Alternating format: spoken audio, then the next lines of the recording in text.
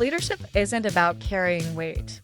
It's about carrying people through crisis, change, and complexity.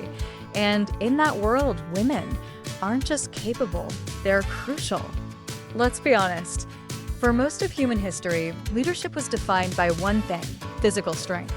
The one who could swing the biggest sword, shout the loudest command, or stand tallest on the battlefield. That was the leader.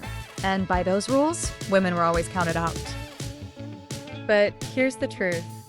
Those rules are outdated. And if we're being real, they were never that smart to begin with. Women have always had instincts wired for leadership. Not because they were out hunting mammoths, but because they were keeping the tribe alive. Watching for danger, managing relationships, making sure the next generation had a future. That's not weakness. That's strategic planning. Think about it. Women are natural systems thinkers.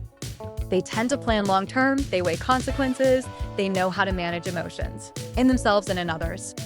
These aren't just motherly traits, they're high-level leadership skills. And we're finally starting to realize that. Let's talk about the physical strength argument, the so-called weakness women have. It's true. Biologically, women are generally less muscular than men. But so what? This isn't medieval Europe.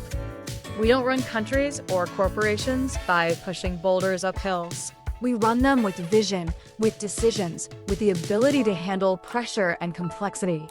Machines carry weight. Algorithms do the heavy lifting.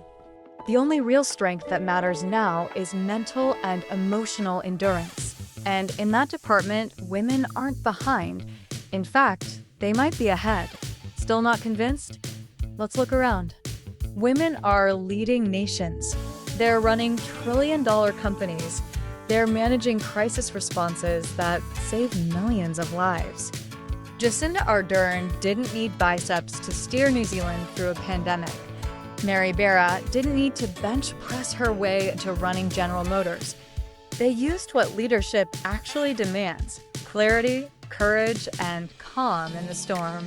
And this isn't rare, it's rising. Every year, more women step into leadership roles, not because they want to compete with men, but because they have something the world desperately needs: perspective. So if women are this capable, why do they still represent a minority in leadership? It's not about skill, it's about access.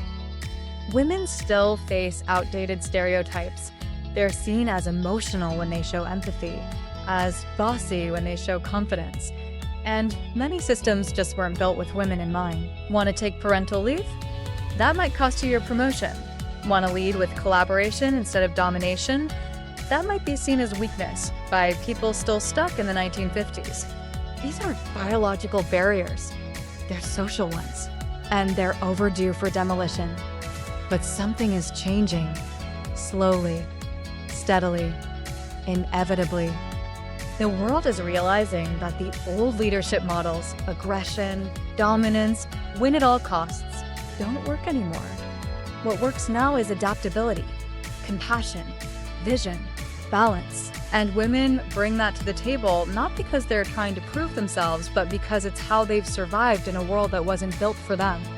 In a very real way, women are leading not in spite of the system, but as proof that a new system is possible.